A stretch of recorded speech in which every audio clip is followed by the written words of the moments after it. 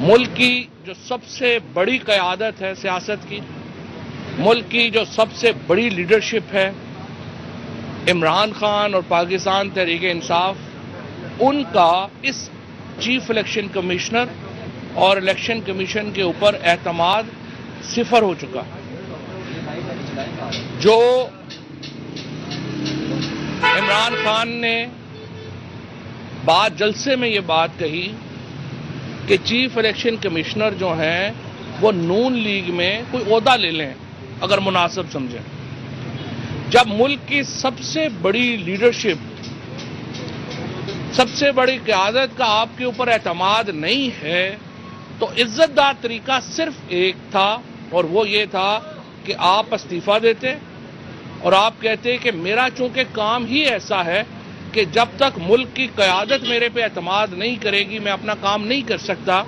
لہذا آپ نیا بندہ چن لیں۔ لیکن انفارچونیٹلی اس کے برعکس ہوا۔ ہم دیکھتے ہیں کہ چیف الیکشن کمشنر اور ایک نامکمل الیکشن کمیشن، اس الیکشن کمیشن میں پنجاب اور خیبر پختونخوا کی نمائندگی ہی نہیں، جو پاکستان کی، اس کا مطلب ہے یہ الیکشن کمیشن اس وقت پاکستان کی تقریباً 70% آبادی کا نمائندہ ہی نہیں ہے۔ وہ الیکشن کمیشن پاکستان کی سب سے بڑی سیاسی قوت کے خلاف مسلسل ایک پارٹی بنا ہوا ہے، اور اس کا اظہار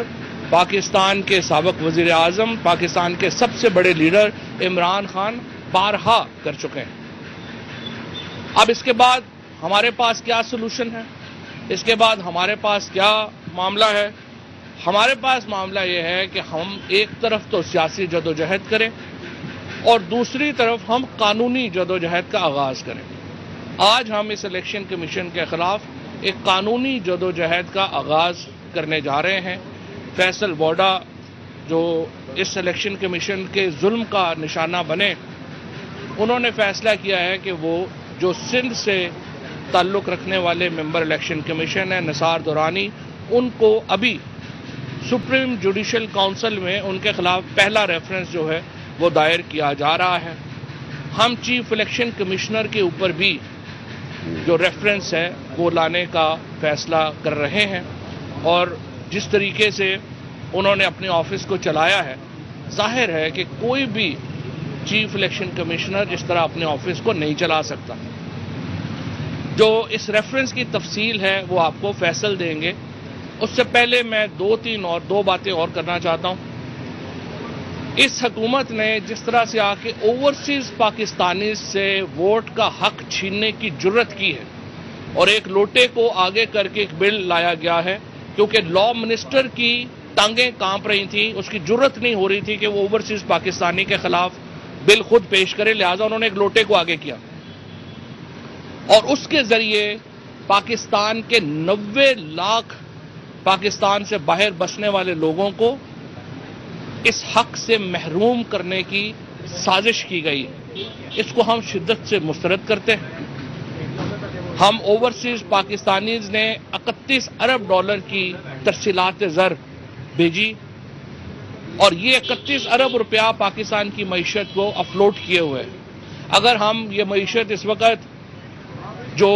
ہمارے اس وقت کی ٹیم ہے اس کے اوپر چھوڑ دیں، آج ڈالر 190 روپے پہ چلا گیا ہے۔ سٹاک مارکیٹ مسلسل ہفتے سے نیچے جاری ہے، پاکستان کی معیشت تباہ و برباد ہو گئی ہے، اور اب تو خدا نخواستہ یہ کہا جا رہا ہے کہ پاکستان کی معیشت کا حال وہ ہوگا جو سری لنکا کی معیشت کا ہو رہا۔ یہ وہ کانفیڈنس ہے جو کرائم منسٹر اور ان کی کابینہ نے لیا ہے۔ جب آپ ایک لالی پاپ بنانے والے کو وزیر خزانہ لگائیں گے اور وہ لالی پاپ کے اوپر پوری معاشی اپنی پالیسی چلائے گا تو یہی ہوگا۔ یہ جو آپ نے رانا ثناء اللہ دھمکیوں کے اوپر حکومت چلانے کی کوشش کر رہے ہیں، ایف آئی اے کو اینکرز کے گھروں میں، صحافیوں کے گھروں میں، پولیٹیکل اوپوننٹس کے گھروں میں راتوں کو 2-2 بجے بھیجا جاتا ہے اور ان کے دروازے کھٹکھٹائے جا رہے ہیں۔ مس انفارمیشن، آج مجھے آپ بتائیے 2 احکامات جاری ہیں، سب سے بڑے فیصلے اس حکومت نے آ کے کیا کیے؟ پہلا فیصلہ کیا کہ کابینہ جو ہے اس کے 37 میں سے 24 وزیر جو ہیں بشمول وزیر اعظم اور وزیر اعلیٰ یہ دونوں بیل کے اوپر ہیں، اور ان کی جو پروسیکیوشن ٹیم ہے ان کو بدلا دیا گیا اور اپنے لوگ لگا دیے گئے۔ اس کے بعد انہوں نے اپنے آپ کو ECL سے نکالا۔ آصف زرداری صاحب تو اتنے بیچارے بچھڑے ہوئے تھے دبئی سے کہ ECL کا فارمل آرڈر ختم ہونے ابھی ایشو بھی نہیں ہوا تھا، انہوں نے بیگ اٹھائے اور سنا ہے کہ کم از کم 12-14 بیگوں کے ساتھ وہ گئے۔ اب ان بیگوں میں کیا تھا یہ تو بھیجنے والے ہی جانے کہ ان بیگوں میں کیا تھا، اور وہ دبئی چلے گئے۔ اس کے بعد یہ جو شہباز شریف اور انہوں نے 84 فیملی ممبرز نے جا کے سعودی عربیہ میں ڈیرے لگا لیے۔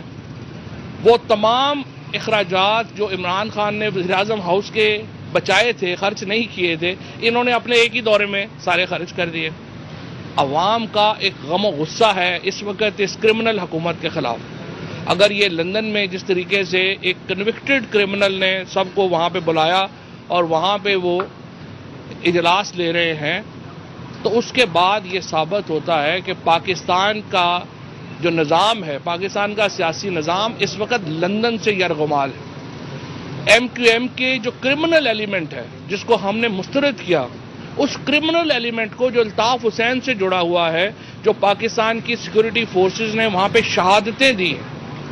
ان کی شہادتوں میں ملوث لوگوں کو جو ہے وہ دوبارہ اوپر لایا جا رہا ہے، اور پاکستان کو ایک سیاسی، معاشی اور انتظامی بحران کا شکار کر دیا گیا ہے۔ اور میں یہ سمجھتا ہوں اگر آپ الیکشن نہیں کرواتے، اگلے 20 مئی سے پہلے الیکشنوں کی اعلان نہیں ہوتا، پاکستان میں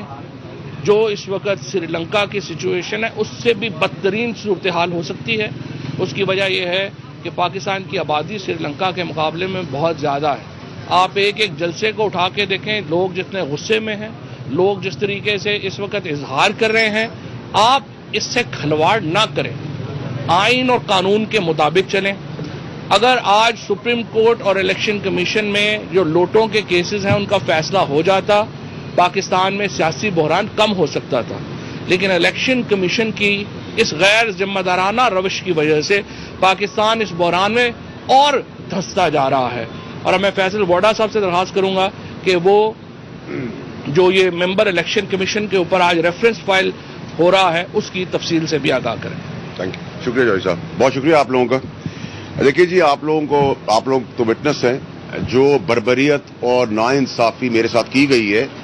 اس کی مثال آپ کو پورے پاکستان میں کہیں نہیں ملتی۔ مطلب مجھ پہ صرف ریپ اور مرڈر نہیں لگایا ہے، باقی بس چلتا تو وہ بھی یہ لگا دیتے۔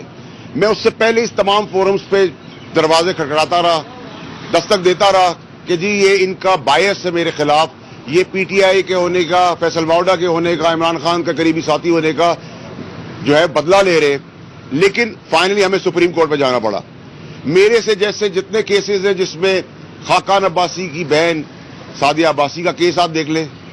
قانون اس کے لیے کچھ اور ہے، CM کے لیے کیس دیکھ لیں، ان کے لیے کوئی کیس بالکل سملر کیس ہے، ان کے لیے قانون کچھ اور ہے۔ باقی دیگر کیسز جتنے بھی آپ دیکھیں گے اس میں آپ کو قانون کچھ اور ملے گا، اور میرے کیس میں قانون کچھ اور آپ کو ملے گا۔ الیکشن کمیشن نے سپریم کورٹ کی بھی رولنگز اور آرڈر جتنے بھی ڈیسیژنز ہیں کہ یہ ڈیکلیریشن نہیں پاس کرتے، کورٹ آف لا نہیں ہے، اس کو بھی بائی پاس کر دیا، آئین شکنی کی۔ یہ تو نون لیگ کا الیکشن کمیشن جو ہے وہ ونگ ہے، پولیٹیکل ونگ ہے، اور جو ہماری کردار کشی کرتے ہیں، جو ہمارے فیصلے کرتے ہیں، ان کی کردار کی آج سے اصل کہانی، ان کالی بھیڑوں کی اصل کہانی آج سے شروع ہوگی۔ کیونکہ عوام اور ہم نے یہ سوچا ہے کہ جب ہم پہ یہ جھوٹ اور بےایمانی کے ظلم ڈھاتے ہیں، اور ڈھانے کے بعد ہمارا خاندان اور سارے کے سارے فیملی ممبرز اس سے گزرتے ہیں، تو یہ بے ایمان ہونے کے بعد بھی، کالی بھیڑے ہونے کے بعد بھی، جو ایکچولی میں اس ملک کے اندر ان منصب پہ بیٹھ کے دھندا چلا رہے ہیں، جو اپنے ضمیر کی قیمت لگواتے ہیں بازار کے اندر، تو ان کے خلاف ہمیں جانا پڑے گا۔ اور جیسے کہ میرا بھی فائنل فورم میرے اپنے کیس کا استدعا میں نے سپریم کورٹ پہ کی ہے، کیونکہ ان کے اوپر ہمارا تکیہ بھی ہے اور ان کے اوپر ہمارا فیتھ بھی ہے، اور ان کی ایمانداری کے اوپر ہمارا کوئی سوال نہیں بنتا، ہم سب کی عزت کرتے ہیں۔ لیکن یہ جو دورانی صاحب ہیں انہوں نے کیا کیا ہے کہ انہوں نے کانسٹیٹیوشنل پوزیشن ہوتے ہوئے پولیٹیکل پارٹی سے فیور لیتے ہوئے ایک اور عہدہ رکھ لیا, ایک اور سندھ لا کالج کے پرنسپل بن گئے اور اس کو ڈکلیئر بھی نہیں کیا, اور اس کی اپیل اس کا کیس ہائی کورٹ میں پینڈنگ ہے. سارے شواہد اس میں موجود ہیں. ہماری امید یہ ہے کہ سپریم کورٹ پہ کیونکہ ہم ٹرسٹ کرتے ہیں, بلائنڈلی اندھا ٹرسٹ کرتے ہیں, اندھا بھروسہ کرتے ہیں, تو یہ ثبوت اور شواہد کی اور انفارمیشن کی بیسس کے اوپر آپ کو پتہ چلے گا کہ جو لوگ خود کیریکٹر لیس ہیں, جن کی اپنی کوئی اہلیت نہیں ہے, جو صادق اور امین نہیں ہے, جو بے ایمان چور ہیں, جو ضمیر فروش ہیں, جنہوں نے اپنا دھندے کو بازار میں بولی لگوانے کے لیے کھڑا کیا ہوا ہے اور اس کی بولی نون لیگ سب سے پہلے لگاتی ہے, یہ یہاں بھی نوکریاں کرتے ہیں اس منصب کے اوپر بیٹھ کر, اور یہ پھر دوسری نوکریاں بھی لے لیتے ہیں, اس کو ڈکلیئر بھی نہیں کرتے, اور ان کو کوئی پوچھنے والا نہیں ہے. میرے پہ کنڈکٹ کا سوال ہوا. والی بربریت کی مثال پاکستان کی تاریخ میں نہیں ملتی. رہنما پاکستان تحریک انصاف فیصل واڈا گفتگو کر رہے تھے.